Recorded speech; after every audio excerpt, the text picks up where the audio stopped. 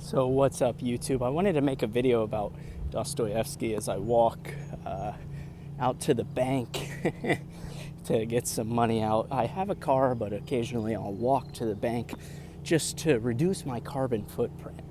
That's a joke. I really don't give a fuck like most people about the earth. It's already scorching and is going to burn to the ground. Air pollution has made its way to Western Maryland down from Canada, and the air quality is rated as poor today. And you can see a slight haze sort of cascading over the mountains off in the distance. But anyway, that's not the focus of today's video. It's Dostoyevsky. I am reading The Brothers Karamazov. I've only read Notes from Underground by Dostoyevsky.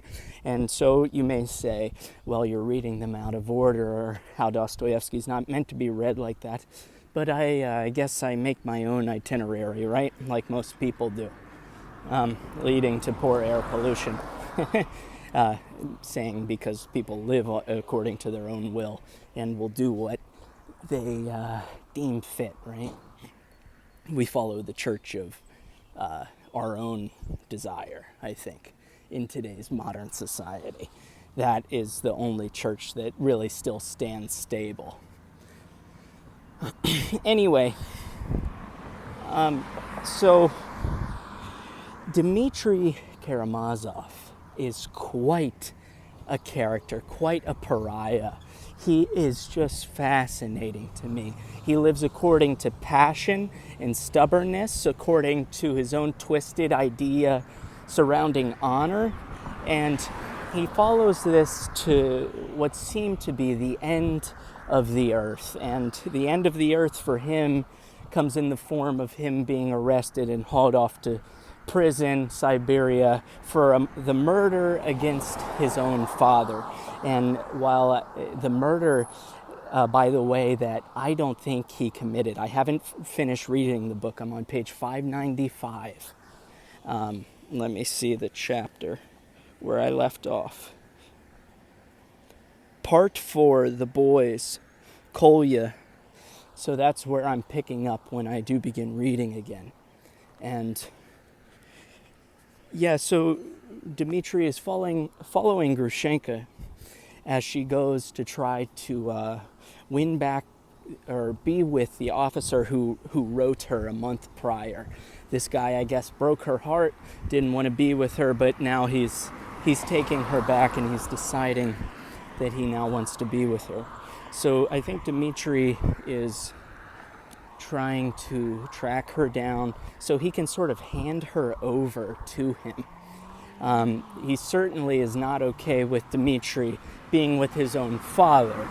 He knows that is just a total ploy, and I don't think he believes Grushenka, and Grushenka obviously doesn't believe it either, given her own testimony. She doesn't say that she loves Dimitri or Fyodor. Rather, she's just playing her own game of like this twisted spite, and she gets off on seeing Dimitri jealous.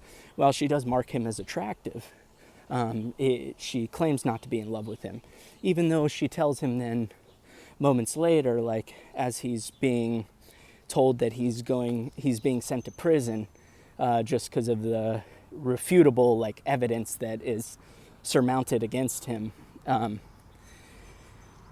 But she tells him that she'll follow him to the ends of the earth.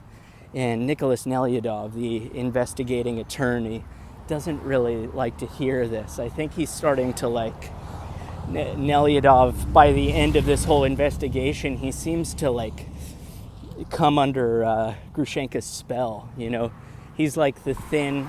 He may be described as good looking, like young investigating attorney who wears these flashy rings on his hands and is quite the character in his own right.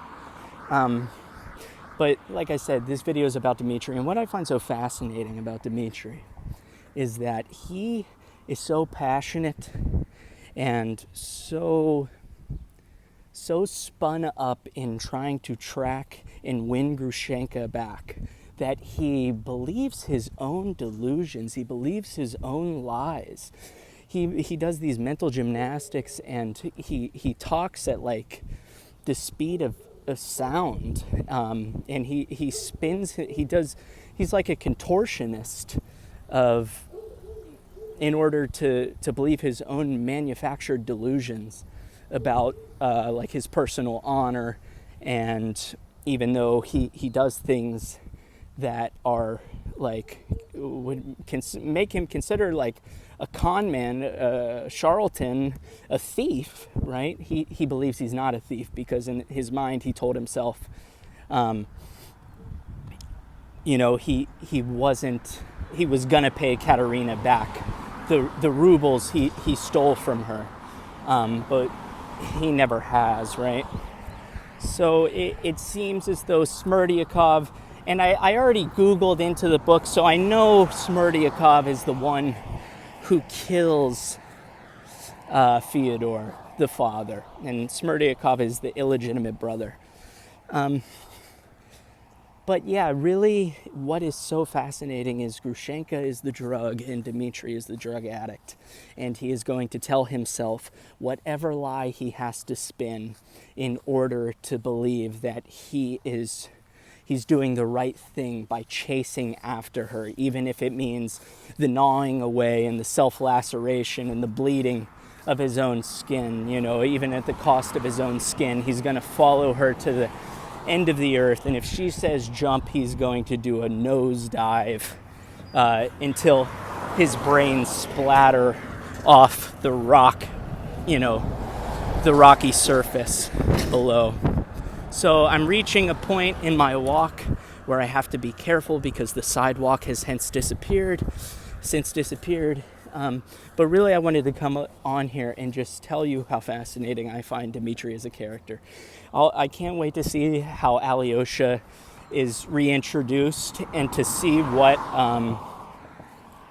consolation he offers to such a complex, depressing scenario.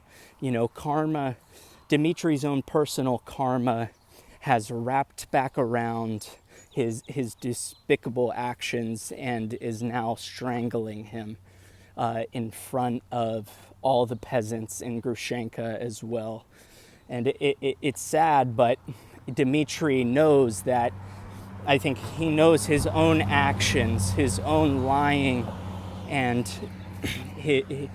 just his impulses and his reckless behavior has led him to this insurmountable evidence, this irrefutable evidence being placed at his feet that is just totally undeniable.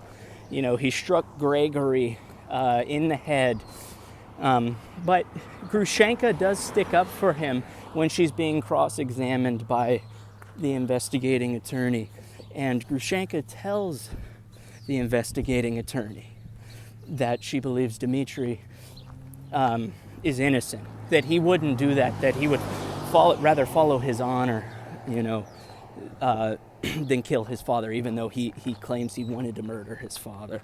So I don't know, let me know what you think of the novel. If you want to spoil it, go ahead.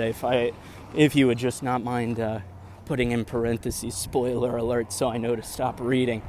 But I'm just going to keep working. I'm going to do an in-depth video on this book, but I just wanted to come on here to state that I believe Dostoyevsky to be a transformative author.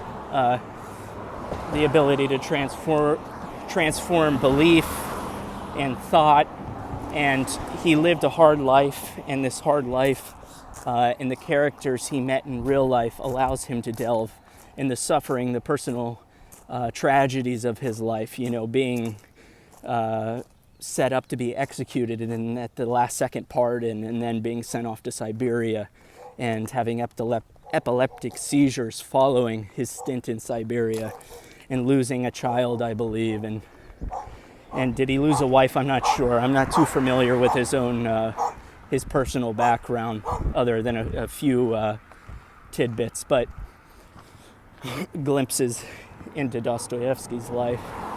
Yeah, so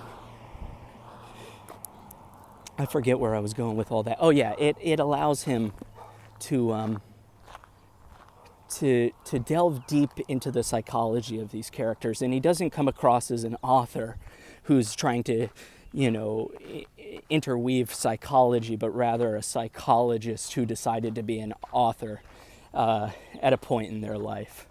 So yeah, read Dostoyevsky, especially if you're interested in any type of psychology, philosophy, and you're interested in learning about why man does what he does and the contradictions that lie within every man and every woman, therefore, and whether they're cognizant of their own contradictions or not. It's fascinating.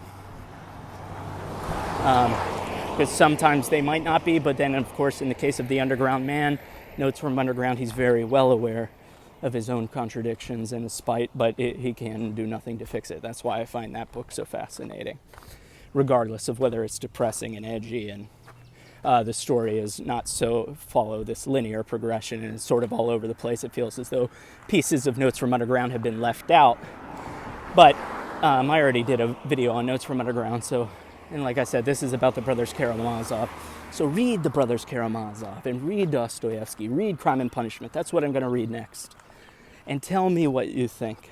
And let's have a discussion about one of the greatest authors I've ever read. And many people, I think, would agree. So thank you.